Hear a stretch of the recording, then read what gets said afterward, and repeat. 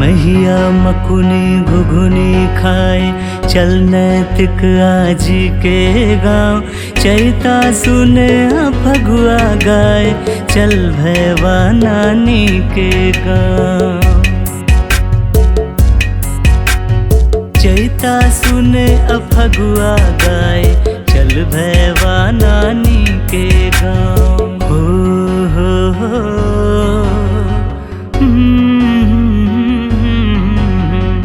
ला ला ला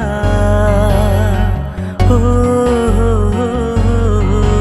जहाँ भोर होखला से पहले ही सवेर हो जाला हो। भिन सहरे रची रची चौका चूल्ह पोताला हो। मंदिर के घंटा से पहले बड़की भौजी जागेले। छुटकी भौजी भोरे भोरे बर्तन बासन मांजेले। छोटका भैया खटिया छोड़ते गैया नाद लगावलन। दुल्हन अंगना साफ करेली, भैया बहरी झारेलन। किरण फूटला के पहले सब नदी नहा के आ जाला। शिव मंदिर में बेल का पत्तर दूध चढ़ा के आ जाला। शिव मंदिर में बेल के पत्तर दूध चढ़ा के आ जाला। ओम त्र्यंबकं यजामहे सुगंधिं पुष्टिवर्धनम्। उर्वारुकमिव बन्धनात् मृत्योर्मूर्छियमामृतम्। भोरे भोरे नदी नहाए, चल नैतिक आजी के गाँव। शंकर जी के दूध चढ़ाए, चल भैवा नानी के गाँव। मैया मुकुनी घुघुनी खाए, चल नैतिक आजी के गाँव। चैता सुने फगुआ गाए, चल रसिक नानी के गाँव। चैत के चढ़ते हिंदी वाला नया साल आ जाला हो। नवमी के दिन गाँव के भीतर काली चौर पुजाला हो। चैत में हाबुसुआ हो रहा, पुअरा में भूजल जाला। नवका गेहूं का पिसान से माई के पूजल जाला। जब आवे बैसाख त घर घर सतुआ पीसल जात रहे। कांच टिकोरा की चटनी से घर भर सतुआ खात रहे। जेठ का भर दोपहरिया आपन बीतल बिचली बारी में। झटहा ढेला छीना झपटी पटका पटकी गारी में। झटहा ढेला छीना झपटी पटका पटकी गारी में। ला ला ला ला ला। चिनिया हवा लेड़िया हवा सुगहवा, सब बादेसी आम के नाव। ककर हवा गरिया हवा खाए, चल नैतिक नानी के गाँव। चिपट हवा सिनुर हवा खाए, चल भैवा नानी के गाँव। चितकबरी गैया के चरावे, चल नैतिक आजी के गाँव। पानी जब बरसे आषाढ़ का बिया परल जात रहे।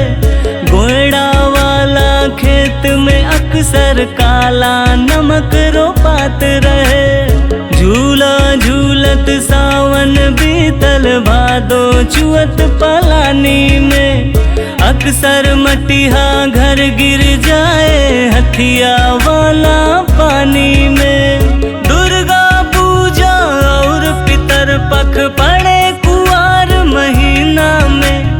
मूर्ति मेला फूल बतासा चढ़े कुआर महीना में। चढ़े कुआर महीना में हो, चढ़े कुआर महीना में।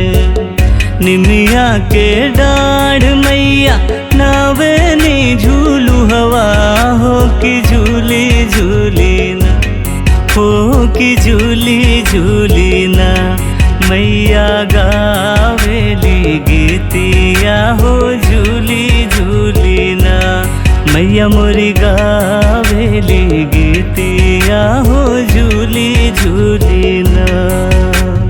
दुर्गा पूजा और पितर पख पड़े कुंवार महीना में, मूर्ति मेला फूल बतासा चढ़े कुंवार महीना में।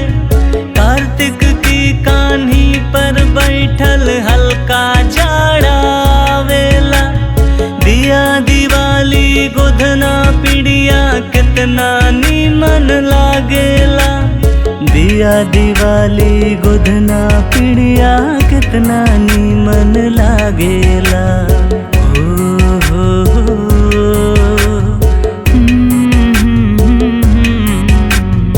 अब की के जाड़ बितावे चल नैतिक नानी के गाँव, खुथी बिन बिन कौड़ा बारे चल भैवा आजी के गाँव। आलू छिम्मे कन्ना भूजे चल भैवा नानी के गाँव।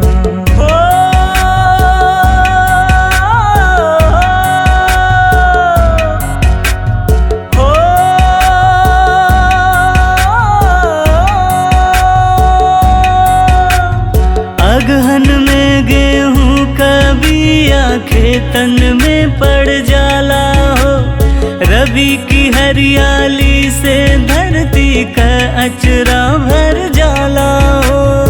उसमें पाला खूब परेला पुअरा खूब फुकाला हो, कितनो तापा बरसी बाकी जाड़ा कहाँ पराला हो।